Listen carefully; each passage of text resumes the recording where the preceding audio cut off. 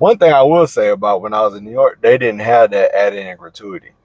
And I know a lot of people talk about they don't like how they sneak the gratuity thing in there. Yeah, I don't like that shit. Yeah, dude. Like, whether you get great service or just average service, you still need to tip. In the black community, we squeeze from both ends. Right. You know, the restaurant, they don't have the same resources that other restaurants have. And us as people as a whole don't have the same resources that other people have. You're now listening to the thoughts and sounds of IC the God King. This is the IC Experience. I didn't see that many black people, you know, and then I had to look within myself, because we went to the Madison, we went to the Knicks game, we went to nice restaurants, we stayed at a nice hotel, and I saw black people around. So then I was like, well, maybe I'm tripping because I'm so used to Atlanta, right? You know, right. But when we was in Soho, looking to, it took us forever to figure out where to eat, but there was so many options. There was so many places that we kept going to, and there's like, oh, this is a private event, or you need to have a reservation, or it's a 2-hour wait. So I was seeing that there was nobody dressed like me, for sure. Right. You know, right. And then, so I was standing out like a sore thumb. And then my other friend, you know, he dressed way more modest than me. And I was just like, where are the black people at? So I was like, do they not come here, or like, am I missing something? And I left New York feeling like, damn, bro, like, it kind of felt like if you're going to do some real nice shit, it's going to be limited black people there. And I never thought of New York being like that. And maybe I could have just been in the wrong places. Right. But I felt like if I was to find other black people that was on that kind of level, I would have to do an extensive search. You know, I didn't see him. I didn't see him. You know, so, right. And that was my first impression at this stage of my life. Like, damn, Atlanta's so different, even still. Because if you do some nice stuff, and that's why I was asking him, maybe that's why he left the big tip. You know, because, and that's why I was like, well, the service was kind of average. It wasn't exceptional. Like, so like, in a weird way, I feel like you was rewarding bad behavior. So after he gave her the tip and she clarified, oh, this is the right amount, then they came back, hey, we got these dessert shots on the house, and now we're getting exceptional service. You know, so now you're one of us. Yeah, now it's weird. It just, those things make me think about that. Right. It's kind of weird and interesting. Yeah, it's like, you know, we're on the outside trying to get in, and then it's see, another factor on it is that whoever your friend is, we also have that validation that we're looking for is not all, like, he might have also been looking for validation from you. You know what I'm saying? Which is obviously it's like, okay, if I hit up my homeboy and say, hey, book a flight, I got everything else covered, we're going to the next game. Right. You know what I'm saying? Like, why?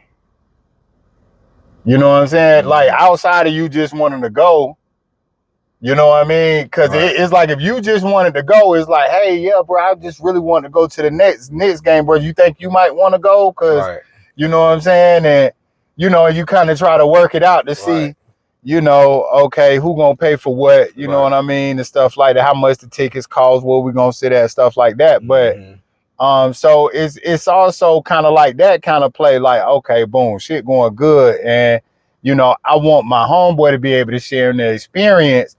But I also want him to see how I'm really getting money out here. Yeah, you know, and it did that, dog. And it helped me learn too, like, different people's perspectives, different people, because like his act of service is so beyond mine that I tip accordingly, you know, Right. but you can give a 50%, he gonna tip you like you gave 100%. Mm-hmm. And then in being in that environment, it really made me reflect on myself and say, you know, hey, maybe you can do better in because his act of service is so grand that I was like, damn, dog, I might need to step my game up. And then I go back to like the last episode where you keep your circle good, because he had me reflecting like, dog, I need to be able to call my niggas up and be like, hey, dog, let's get the ticket. I got everything else. Right.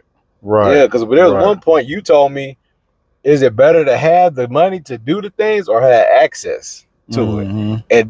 And before I went on that trip, I was like, nah, I need the money. But after that experience, I gained a lot of perspective of what you were saying. Right. Because if my other friend, he said, if I got it, we got it. Right. And that's pretty amazing. Matter of fact, it was the same with you. You wasn't like one of the crowd dudes. You was like, nah, nigga, let's go to this place. Right. And I was just in awe, like, wow, dog. So let me get this straight. We're buying clothes, but they're bringing us champagne. The hell? I never had a reference for that. Right. You know, and now that I think about it, that was probably 15 years ago. And now later, like, you know, I have a better understanding. Right. You know, and there was another time we was on the phone, you were saying a lot of people in this world are going out unequipped.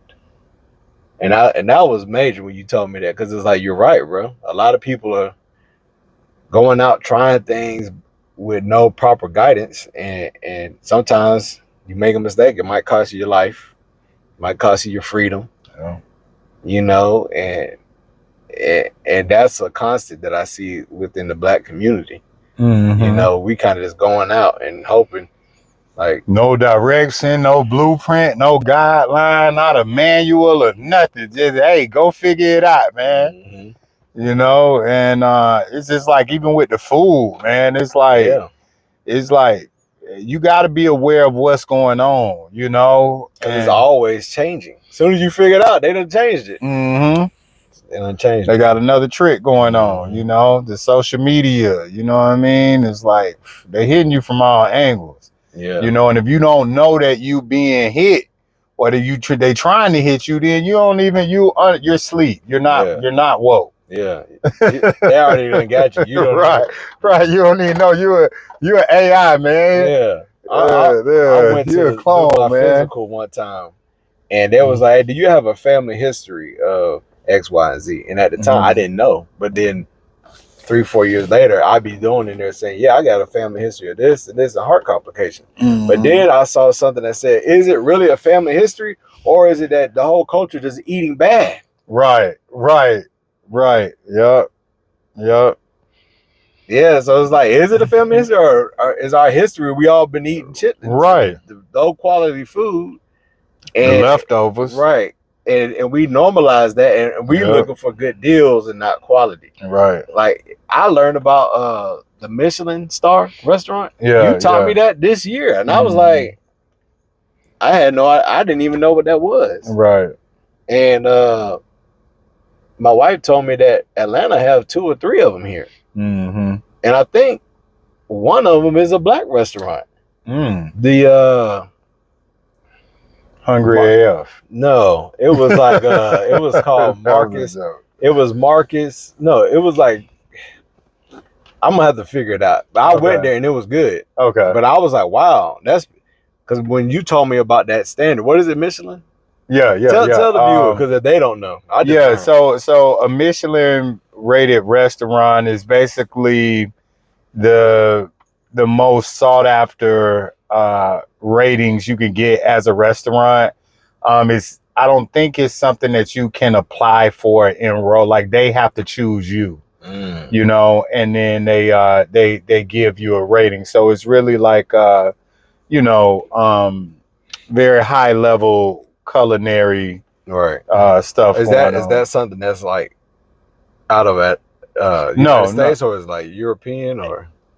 my understanding of it is that's international. Yeah, okay. You know, like if you go overseas to a restaurant in London, the UK, whatever, Paris, whatever, it's Michelin rated. You know? Michelin. Yeah. Like Michelin tires. Right. That's crazy. Mm-hmm. Yeah, so. Damn. I forget what it was. Something that you said that made me, and I didn't get a chance to respond to it. So I was talking about the tips. Yeah, you said that he might have been trying to impress me, right? And I also said there was a learning curve for me to learn how to start tipping properly. Mm-hmm. You know, one thing I will say about when I was in New York, they didn't have that add-in gratuity. Or you know what? Let me say this.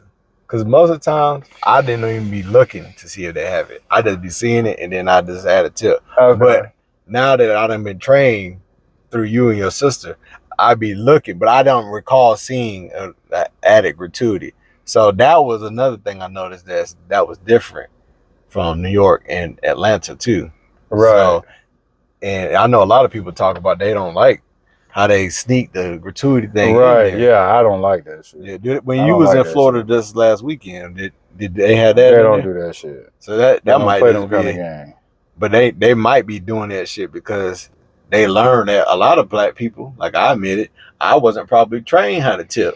Mm-hmm. You know, so if you come in there with a party of 20 and everybody leave $1, you know. Yeah, that's one thing. But then some of these establishments, they don't give you tip service. But even as the black community, just like Bataska did, it's like whether you get great service or just average service, you still need to tip. Right. You know what I mean? You still need to leave a good tip for people. So it's, you know, it's like we in the black community, we squeeze from both ends. Right. You know, the restaurant, they don't have the same resources that other restaurants have. And us as people as a whole don't have the same resources that other people have.